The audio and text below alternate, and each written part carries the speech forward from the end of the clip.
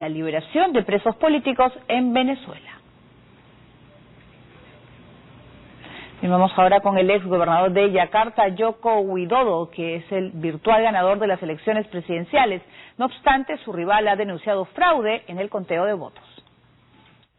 La Comisión Electoral de Indonesia declaró como ganador de las elecciones presidenciales realizadas el 9 de julio al candidato del Partido Democrático de Indonesia para la lucha, Joko Widodo, gobernador de Yakarta y favorito según las encuestas.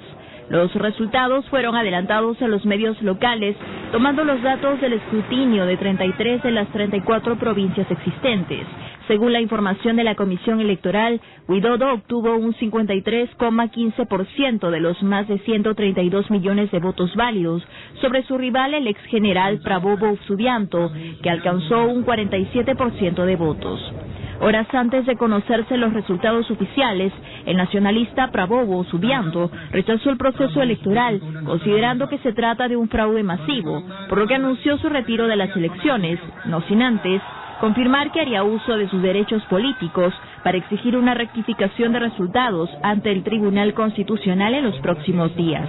Durante la campaña electoral, Widodo manejó como discurso político la ruptura con el pasado autoritario del país, que inició su era democrática en 1999.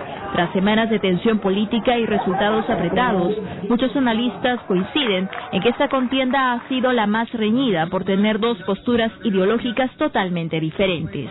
Ahora Joko Widodo será investido como jefe de Estado para un mandato de 5 años el próximo 20 de octubre.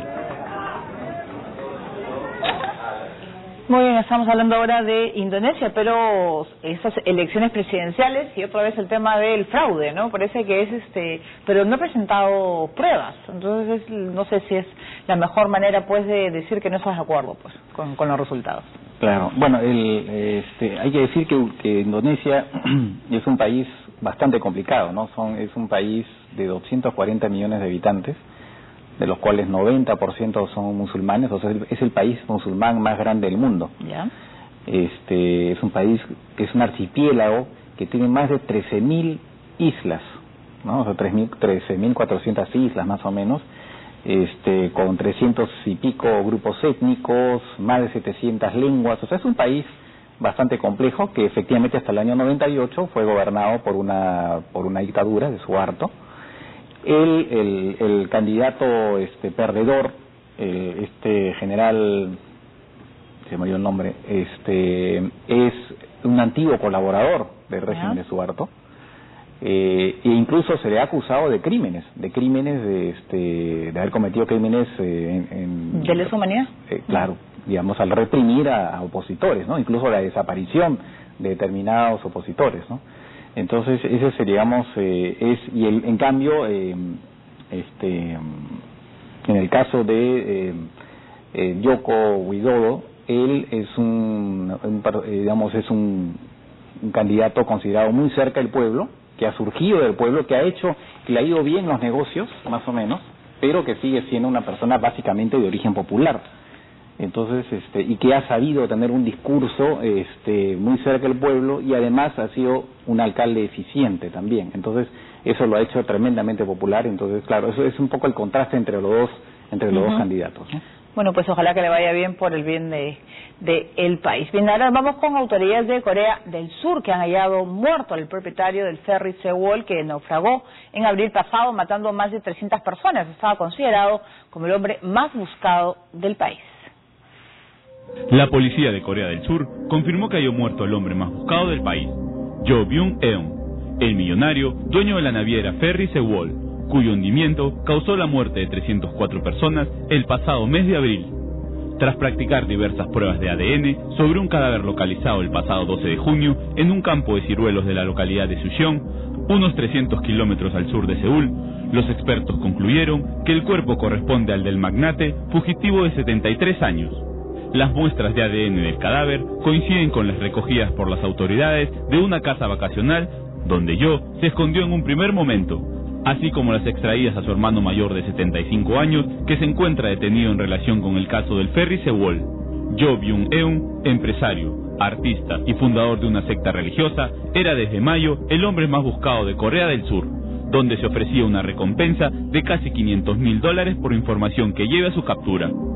El hundimiento del Sewol dejó 304 muertos, la mayoría jóvenes estudiantes de 16 y 17 años, y todavía quedan cadáveres por recuperar del ferry que sigue sumergido en aguas al sureste del país.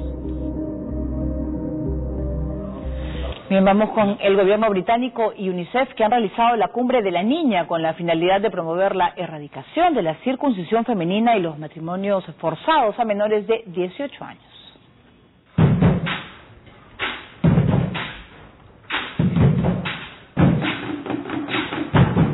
Más de 500 delegados de 50 países participaron en Londres de la Cumbre de la Niña, actividad organizada por el gobierno inglés y la UNICEF, que busca acordar medidas para erradicar la mutilación genital femenina y matrimonios forzados en niñas. El primer ministro británico David Cameron y su homóloga de Bangladesh, Sheikh Hasina, son algunas de las personalidades que asistieron a este encuentro, que acoge a políticos y activistas, así como víctimas de estas prácticas en el mundo. Según datos de la UNICEF e informes de otras entidades humanitarias, más de 700 millones de niñas han sido obligadas a casarse y solo una de 3 lo hizo antes de cumplir los 15 años. Las investigaciones destacan que las menores que contraen matrimonio tienen más probabilidades de abandonar sus estudios, ser objeto de violencia doméstica o morir por complicaciones de embarazo o parto. Otra de las cifras alarmantes es que 3 millones están en riesgo de sufrir ablaciones de clítoris o la llamada circuncisión femenina, que puede causar privaciones de por vida como hemorragias prolongadas, infecciones, infecundidad e incluso la muerte. Pese a que más de 130 millones de casos de mutilación genital femenina han sido reportados en países del continente africano, Asia y Medio Oriente, Reino Unido no ha sido ajeno a esta realidad.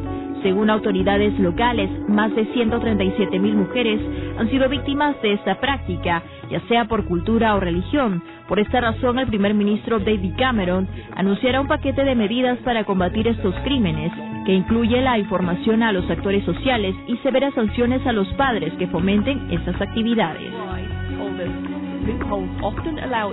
Bien, hacemos una nueva pausa, vamos a regresar con información de Taiwán, con la llegada del tifón Magmo y las fuertes tormentas que han instado las autoridades a evacuar a miles de ciudadanos. Y también un tribunal alemán dictaminó que las personas que sufren de dolores crónicos podrán cultivar su propio cannabis solo con fines terapéuticos. Volvemos.